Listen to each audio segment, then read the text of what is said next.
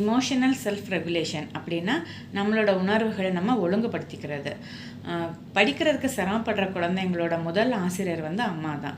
So அவங்க குழந்தைங்கள வளர்க்கும்போது ஒரு 5 விஷயங்கள் வந்து அவங்க புரிஞ்சுக்கிட்டா குழந்தைக்கும் அந்த பெற்றோருக்கும் ஒரு நல்ல அண்டர்ஸ்டாண்டிங் இருக்கும்.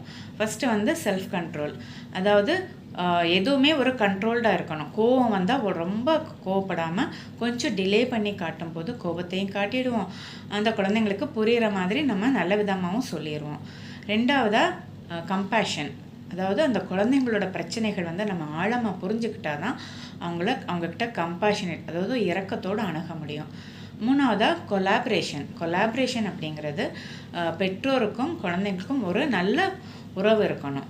நாலாவதாக கன்சிஸ்டன்சி, ஒரு நிலையான தன்மை.